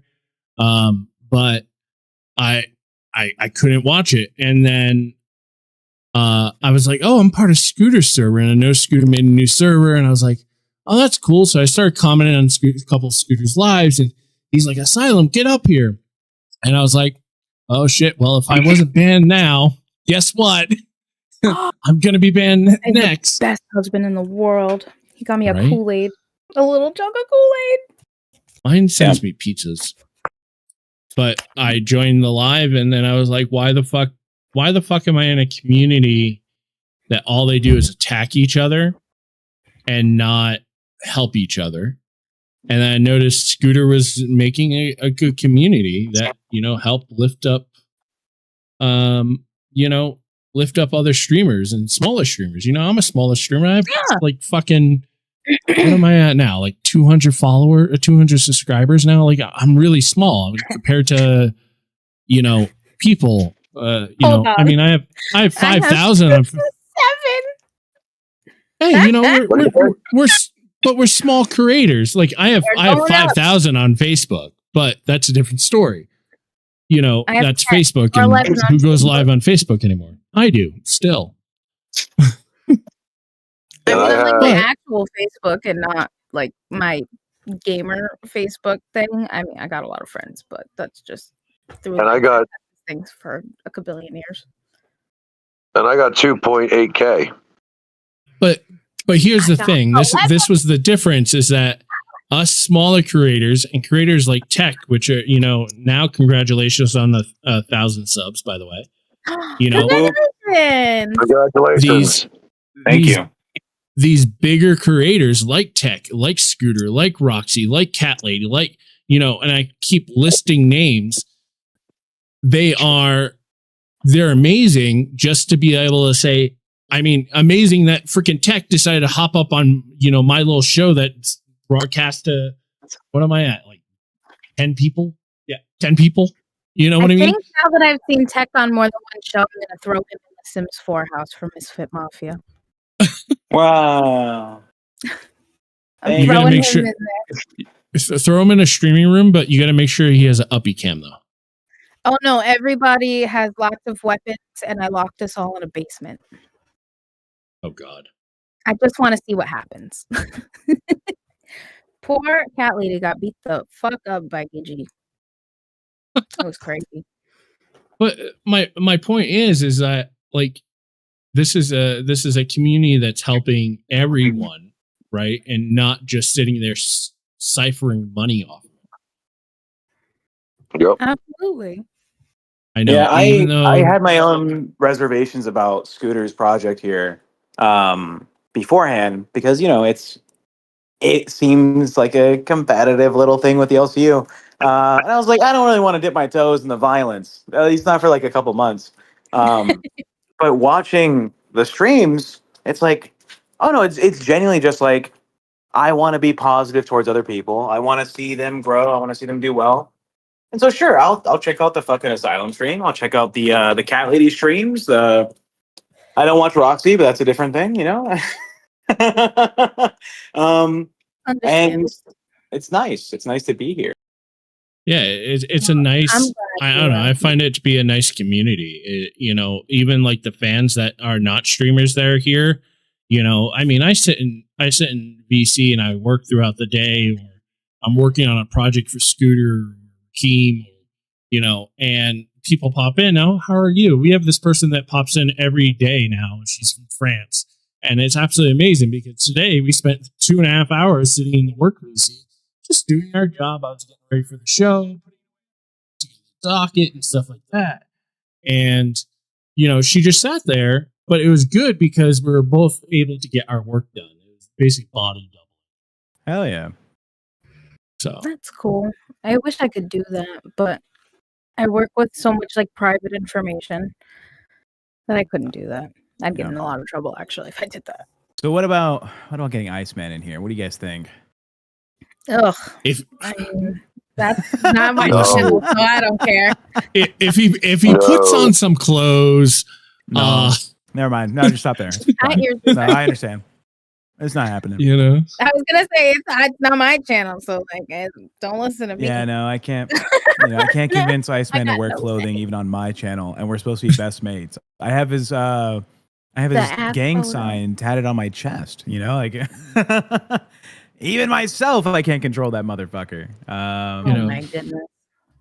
But if other people start leaving the LCU, do you think this is gonna be like an appropriate place for them to just hang out to get going, to get moving, to get working with people again? Or do you think it's... I think so. I think I think we're a community that can be there for them, help them DLCUfy, I guess you could say. Because there's a way that people act in the LCU, right? There's hosts that are like, I could be like, oh my God, that guy at fucking Epic Brady right now, he's live. He's a freaking douchebag. Did it. You know what I mean? But I'm not going to do that. I'm going to be like, hey, look at Epic Brady's right now. Let me hop up there. Like, let me, hey, if of course, if it's appropriate and I have something relevant to say. But it's a community where we help each other grow. We're not going after each other. Right. So would it be appropriate for ex-LCU host to, if they leave the LCU to come over here? Yeah, I think it would be a good idea. I would love to see people like Tammy, that is a great host. I think she would do amazing over here. I think we can grow. Her channel can prosper, where you don't have that person's thumb on you the entire time of, hey, you need to do this. This is what you're talking about, or hey, by the way, you're going to cover what 3 other shows have already covered. True that. I also think it's ultimately up to Scooter. You know what I mean? Like, he's the one that's had personal relationships with these people, so yeah, I feel like he has a better scope of like who would be here and do well versus who would be here and cause issues. So I leave it up to Sir Scoots. Yeah. Keep this place safe, and we'll be here to ride for you. Could I see like people like Boogie leaving the LCU? I don't think Boogie will ever leave the LCU. No, no, he's stuck. He's hard stuck in silver or bronze. Yeah, he has cement shoes on and he's staying. But hell yeah. Well, I don't know. I have to get back to it. It was a pleasure hopping up. Good to see everyone. Absolutely. Happy everyone's Anytime. doing well. See you. Thank you. As soon as I get the ability to redirect, which should be maybe Monday, maybe I'll start shooting redirects this way. Absolutely. We love it. Thank you very much. All right. Later, y'all. Bye. Sorry, Asylum. I was having a coughing fit. Oh, yeah. You're old. It's okay. Ha ha ha. You're not much older than Hold on. not much older than you. Where? Still old. My OBS. Fine, I'll be old. Hey. But me being old makes me wiser. That was really cool that Tech popped up. I really appreciate him. Yeah, he's pretty dope. He is. He's a pretty dope guy. So how far did you get into story time about this lady? So I got to, let's see. So I get basically the biggest like bullshit happens. And then let's see. We did the baby photo conference, and then I guess the story comes back in 2025 where Zoe's story gets interesting again, because I guess May of 2025, Connor put out that video. So that brought that whole thing back up. The biggest, I guess, difference between 2020 and 2025 is in 2020, Connor was a child caught in the middle of a massive internet conspiracy. And in 2025, he's an adult that publicly addresses what he said had actually happened from his perspective. And I guess the conversation, the change in conversation, instead of Zoe kissed a 13-year-old, which is still true, went to what exactly happened between them before and after that video. And then we get to the legal question, right? What is this? And I gotta be particularly careful in my wordings, because I'm not one of those people who just throw shit at a wall and see if it sticks. There is substantial internet discussion whether Zoe committed statutory rape, grooming, and other crimes, right? Mm-hmm. But the online accusations aren't the same thing as criminal convictions, as Stallion would know, right? You have the accusation of online, the accusation of the public court, or the public court of public opinion, and then you have the accusation of actual law in the court of law, right? Okay. The available reporting incidents, there is technically no public prosecution that has resulted from the original conspiracy, right? Mm-hmm. And later claims that law enforcement would not open the matter as part of as Connor would say. They said, "Oh well, I'll help you," and then they said, "I won't help you," and then I'll help you, and I won't help you. Okay. Fucking Let's have to look at it this way, real quick, Asylum. Mm-hmm. When it comes to law enforcement, and say somebody's a YouTuber and somebody else is a YouTuber, like a content creator, let's put it that way. Could be Kick, could be Twitch, could be anything. Are they? And when it comes to the law enforcement, they have to look at a bigger picture. Is this for content? Is this for, you know, did this really happen? This could be BS. This could be this. This could be that. But then when they do the bigger picture, now wherever the first thing should have happened was law enforcement should have did an investigation on this. Did it happen? I don't know. I have no idea. Did this really happen? Nobody knows. Only them two, the two that were involved, know about it. Now, any kind of accusation. Allegedly, there's a video of it. Oh, see. Okay, was it? But then you have to look at it this way. There's a video of it. The law enforcement was probably looking at the video. Does it show anything? Does it just show that, you know, like a peck on a cheek, like a sister would do, or a mother would do to a son or their daughter or any of that? There's a lot that goes into this crap. I'm not saying that, you know, I'm not saying this happened, this did not happen, but with the proof and she's admitting that she did this, now why is there no investigation? Why is she still out free? That's the first question I would ask. Second question is why did they say we'd look into it? We wouldn't look into it, and go back and forth. And now the law enforcement's got to be involved under the investigation of why the hell didn't you do your job? Yeah. So now you got, it turns out to a bigger problem. And then you also have to look at other aspects of law. But was there a open closed case that they could take to court? Sometimes they just say to hell with it, it's not worth it. Or if there's enough proof and evidence, then they go to a next level. But since she's admitted this and the victim has admitted this, I don't understand why the law enforcement is just sitting on their behinds and this girl isn't locked the hell up. And I think that's the reason why, like, I didn't say Zoe was a convicted predator, right? Because that would be incorrect, because she was never convicted of anything. A much stronger and safer way of framing is, you know, Zoe is has controversial history, and the Connor Joyce story has been revisited.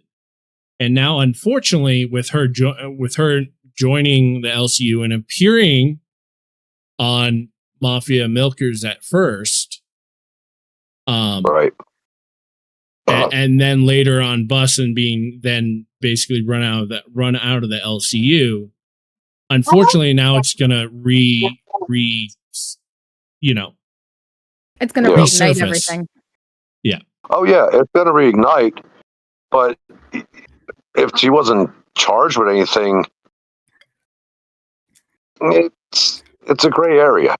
No, but she still admitted to a lot of these things herself. Oh, yeah, you know what I mean? Like, so I don't mind if anybody keeps talking about it. Talk about it all day long. The more people who know about it, the more people can be disgusted by it. Less people that are going to watch. Hopefully. But what I'm saying is since she admitted this, I don't understand why nothing's being done about it. I mean, perfect example, EDP. They did that documentary, and now the FBI's investigating it. So, I mean, did you see Boogie's taking credit about that, right? No, I did not see that. What are you talking about?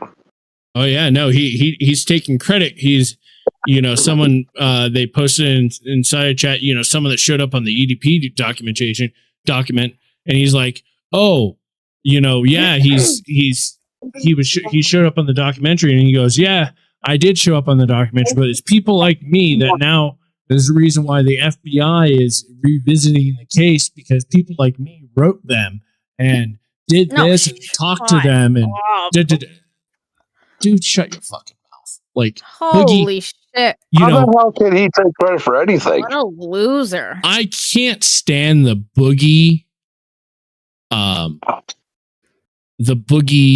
character, right? Steven, however, I can chill with Steven. Right? But the character, I fucking can't stand him.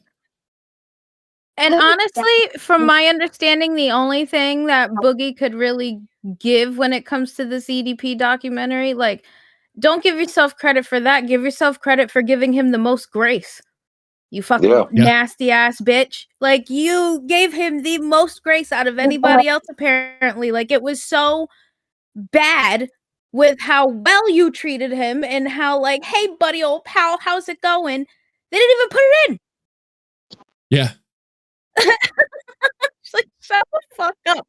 I mean, for what I understand is that they were buddy old pals together. Mm-hmm. Him and Boogie. And that's like self-admitted from Boogie, who was like, yeah, I of course I treated him like a human being. There are just some people that don't need to be treated like a regular human being. EDP being one of them. Ew. It's someone ridiculous. Should ew counter on this stream, because ew. I'm friends with somebody that's that sick in the fucking dome. Pretty. And then, of course, Keemstar had to get in on it too, because he has to show his face anywhere. Anywhere his person that he owns the likeness for. He had to pop in front of his nice little long bar with his K's behind him, and come on, dude, like, get a fucking life. Fucking loser. Like, I may not have money like that, but you know what I can do? Walk around society with my head held high, knowing that I am nothing like Keemstar. Yep. Big win. Big fucking W. I don't care. I'd rather be fucking broke as fuck and be a decent human being than sit there and flaunt wealth and be a piece of shit. Like, what the hell? Asylum, when you asked me if I was a former host over there, no, I was never a former host. I tried, and the exact words I got were, I suck, and I'm not the content. I don't bring no content. But yet you got these new hosts over there that suck worse than I ever did. Dude, I did a lot of people might know this, might not, but I did a interview to become an intern on Bus, actually with Scooter and Amber Lynn, because they were looking for a third. And my interview was directly after Fupa. Directly after what? Directly after Fupa Cheese. Okay. And I went up there, called her out, because I found a website that had all her shit on it, of course. Right? Everything from the relationships to the cats to the abuse to the she spent some time at one point at her girlfriend's house because she didn't have housing, so they lived with the girlfriend's family. They had to lock the fridge because she was eating all the fucking food out of the goddamn fridge. Like, Jesus fucking Christ. Bitch, so I brought this all up, and then so me being me, I always have the stream running, right? I always have the stream that I'm on running. Right now I have our stream running, but I also have Future Dads of America, which is live with a bunch of people also, and I'll hop over there later. And I go and I leave, and Amber goes, "Nah, I don't like him. He's boring." What's my case? Listen, and then you Keem's I'm okay. All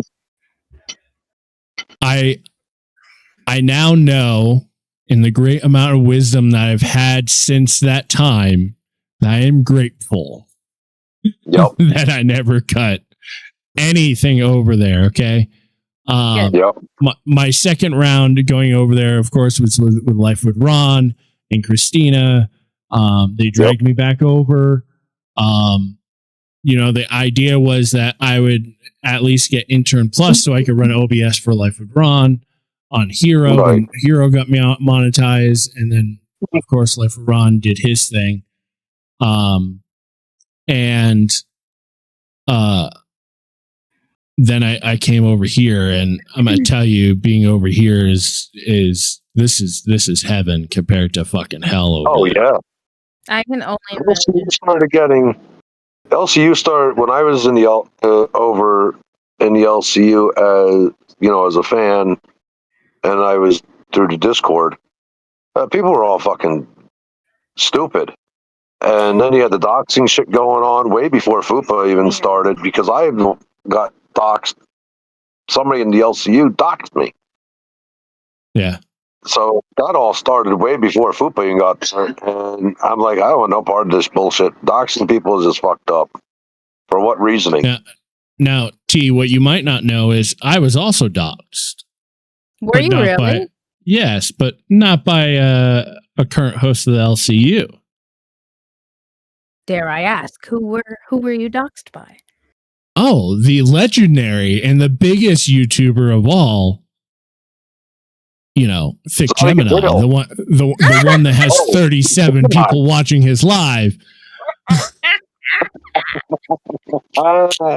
Listen, fucker. What a fucking loser that dude I was wrong. I apologize. I thought his name for the longest time was Fake Gemini, and I was like, wow, that really 100% it's Fake Gemini. It took me so long to get that it was Thick Gemini, and I was like, listen, no, this bitch of a fucking YouTuber, right? Now needs to dress up like Christina and Life with Ron. At some point, guaranteed he'll do me. At some point, I guaranteed he'll do Twisted. At one point he'll do Lady Reaper, right? But here's the thing. Like, what the fuck, dude? And like it's funny because like when we were at one point, we were all in the same server, right? We were all in the old Wonderland server. And we were. The old Lolcow Wonderland server. The old Lolcow. Not the Wonderland server, but the old Lolcow Wonderland. And I wasn't in the old Lolcow Wonderland. I was in Wonderland. Yeah. And there was a time we were all in VC, and me and Lady Reaper were talking about, what we're going to do for a show that night. And we were going to do a paranormal show. Ooh. Right. And all of a sudden, after he leaves the call, he goes and schedules his fucking live. And guess what he's doing? A paranormal stream? Yeah. He can't come up with his own fucking content, that little fucking freak. Oh my God. From what I got a DM from somebody, my partner, he only had 8 people watching him tonight playing a game. Yeah, his game ones only get his 8, his mods, his hosts.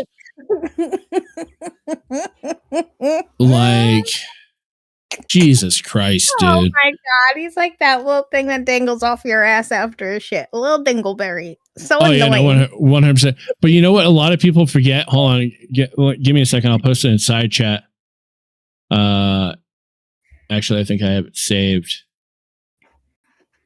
There we go. Look at side chat here. Anyone notice the nice little hat he's wearing? Hold on, I'm a twit. Oh yeah. Where am I supposed to click? I see it, but I don't know what it says. The side chat. Okay. It says Trump. Oh Jesus Christ. Oh my God. Nope. He's wearing a Trump hat. He's wearing a Trump hat. A strange person. You What know? a strange individual. Like, oh my. Listen, this guy is allegedly, part of the LGBT plus community, but you fucking decide. Yeah. Context needed says Thick Gemini's community is unhinged. They literally call people traitors, and that's insane. Listen, oh my God. if it's, I gave money for free to that guy and they call me a traitor. Yeah, no, 100%. You know, context, you know, you're loved by the Misfits Mafia and the Wonderland communities. You know, you're always welcomed. Always. Yes. But here's the thing. Dude, like, fucking get on it. Like, get on your shit. You're supposed to be this big bag fucking YouTuber and running this big bag fucking Nevermore network. And all of a sudden you have to fucking steal fucking shit from other people and you have to dress up as other people. Come on, dude. If you can't fucking get on here and fucking speak the fucking facts and cover your own shit, right? Yeah, I'm covering LCU shit, but I also did the time to make an entire docket. I made the time to do an entire deep dive, grab videos from one of our docket members, right? Absolutely. And watch and prepare and do things, right? But here's the fucking thing. If you can't do that, get out of the game. Play your little video games. Doesn't mean I don't like playing Fortnite. I love playing Fortnite. It's a lot of fun. Oh, you're going to have to add me on Fortnite. I need Oh, yeah, absolutely. Oh, yeah. I don't do building. I can't do the whole building thing. Yeah. Nope. No, I'm good. Me neither. But, like, do the fucking thing. You know? I don't know. Let's see. So one of the questions that kind of in the docket, it says, you know, is Zoe a Lolcow? To get back to what we were talking about. No. No, I wouldn't say, but you know, yes and no. Yes, because she e-bags. Yes. You know, the whole $15 for the pictures of my children. Yes. I think she exhibits very Lolcow-y characteristics, but overall, I would not classify her as a Lolcow. If she didn't do this nasty fucking bit with the fucking 13-year-old, then yeah, I probably would classify her as a Lolcow. But like, no, like I said earlier, there's a line, and then you jump the line and you ran into a field. Like, nope. At least that's. I mean. So this is kind of what my like necessarily she's not a classic Lolcow like in the mold of like Chris Chan and DSP and King Cobra,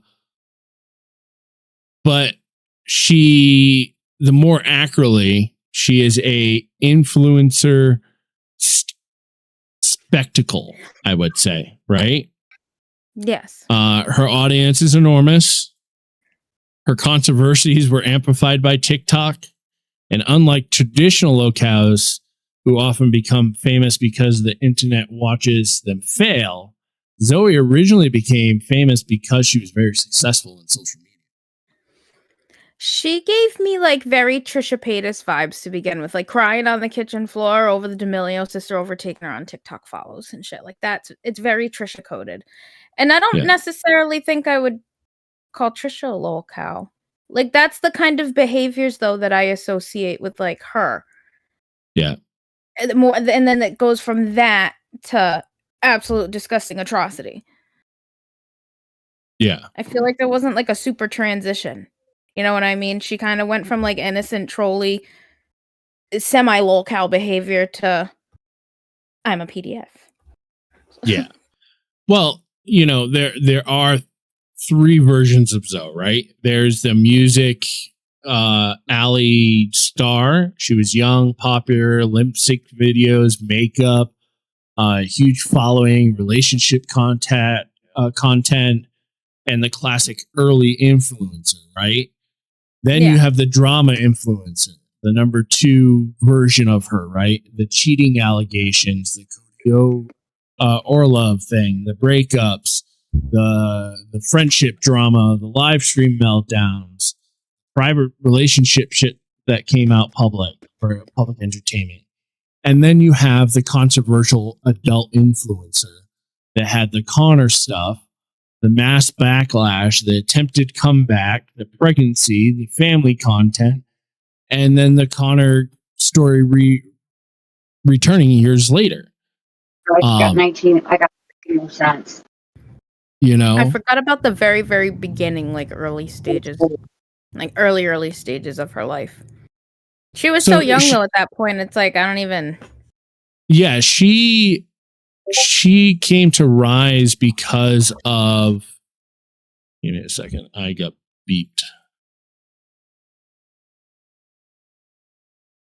Of course, I don't have. Oh. Side note: I bought this brownie brittle. So good. Oh my god! Yes, they have that at Sam's Club. I need to go get some tomorrow. She started at musical.ly, which used to was TikTok's before TikTok. And then she transitioned into TikTok with about 17 to 18 million followers on TikTok. Yep, I remember that. Yeah. I forgot she was a Musical.ly. I kind of almost forget the era pre-TikTok, except for Vine, because I was like, I don't know, not a Viner, but I was a Vine consumer, I guess. I was too. I miss Vine. I miss Me too. 6 Vine. seconds of fucking chaos. Right. So, well, here's a good thing. Like here, we're not going to necessarily give her a Lolcow score, right? Let's ask this, and it's a question for you guys too. Did Zoe's internet fame protect her?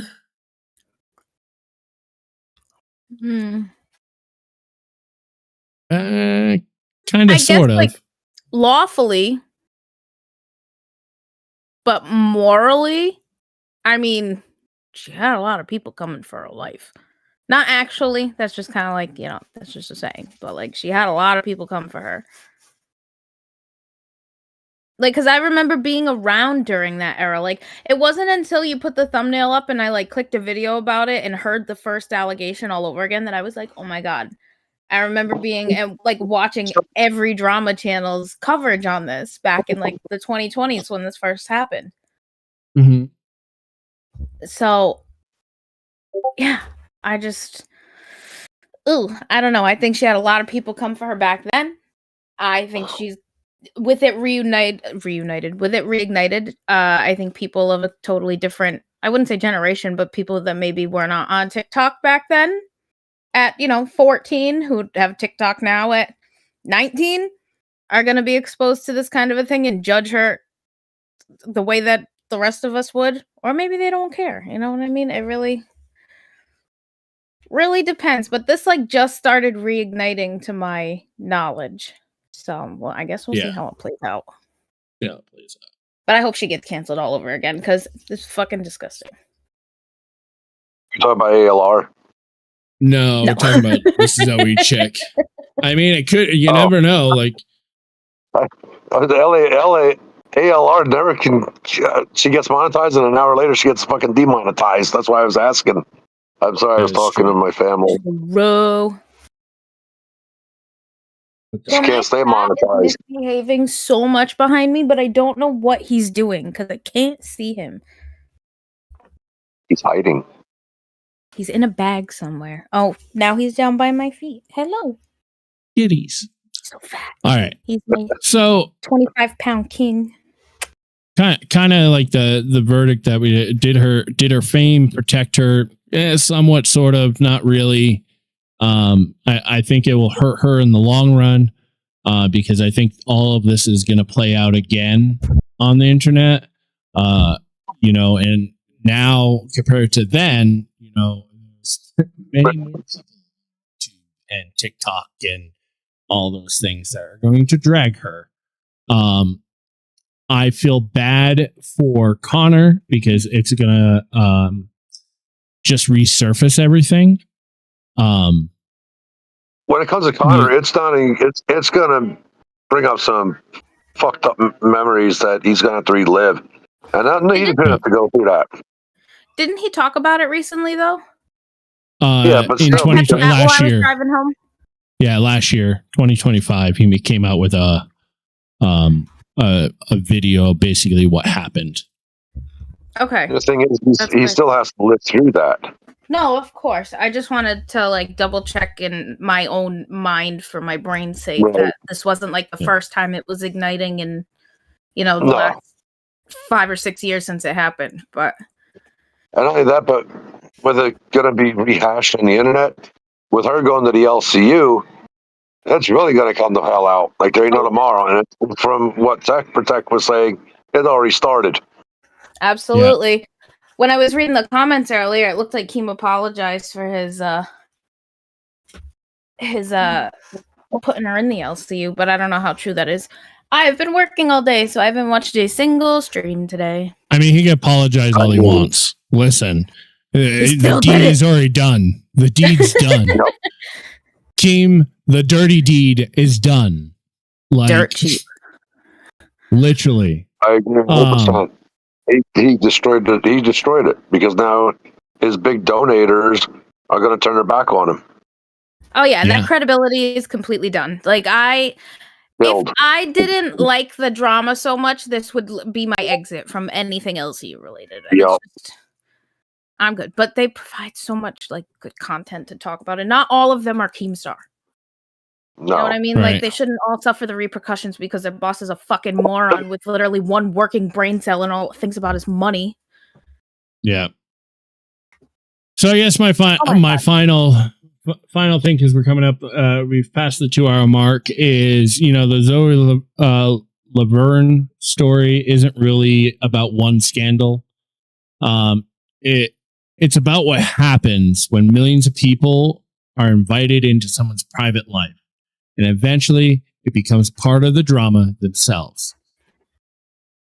What's funny about this and about that statement, if you guys go watch my last live, I did a deep dive on ex-LCU hosts.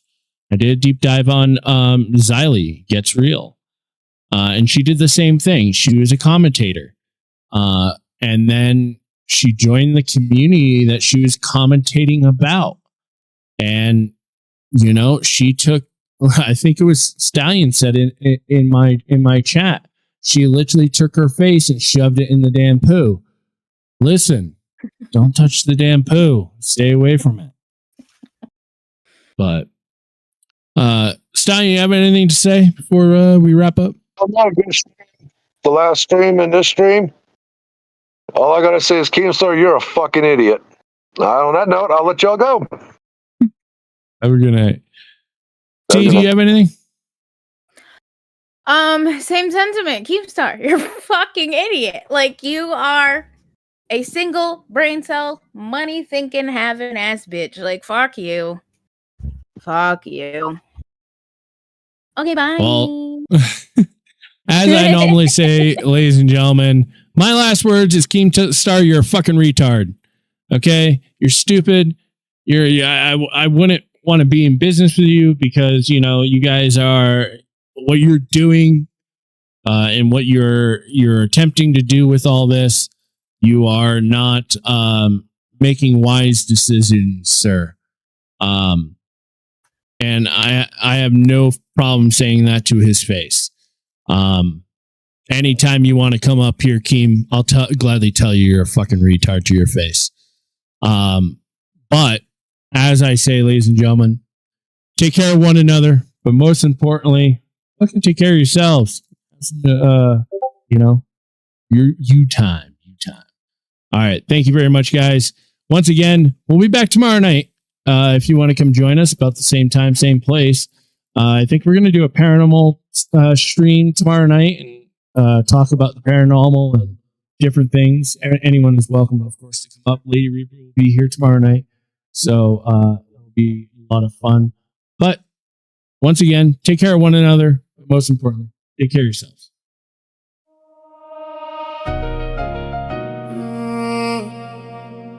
She tryna spin the narrative. She wanna act like I'm crazy. I got released from the asylum, so goddamn I got money. She tryna spin the narrative. She wanna act like I'm crazy. I got released from the asylum, so goddamn I got money. They said they sent the Reaper, so I sent mine. Except mine's a lady. Hey, Lady Reaper came to take your soul. Meetings went left, can't decide up on or go. She the type to come and show you how it's done. The content went from drama to the old chat having fun. We ran up all these views up, she go get it done. Lady Reaper took you out the vibe and show you what's behold. Don't you dare try to walk outside, man, it's getting cold. From the fact that asylum made it off the court. Lolcow, this the Lolcow Wonderland. Asylum and Lady Reaper came to turn up again. Check the clock, then check it again. Asylum come, you ain't standing a chance. Content, breaking in the dance. The mob said don't be afraid. I got options, but I'm here to stay. Mom said jump, don't be afraid. Hop off the porch, I'ma be mad. We came from the gutters in a wonderland. Asylum the man, don't you understand? Talk too fast and he take your hand. This the live stream where we take a stand. Two against y'all when we fight for fans. Middle finger up to the government. We hate the other side, so it's them who's gonna face the punishment. God won't judge us, but we'll judge her with his covenant. Had so many issues, I had a ton of it. She tryna spin a narrative. She wanna act like I'm crazy. I got released from the asylum, so goddamn I got money. She tryna spin a narrative. She wanna act like I'm crazy. I got released from the asylum, so goddamn I got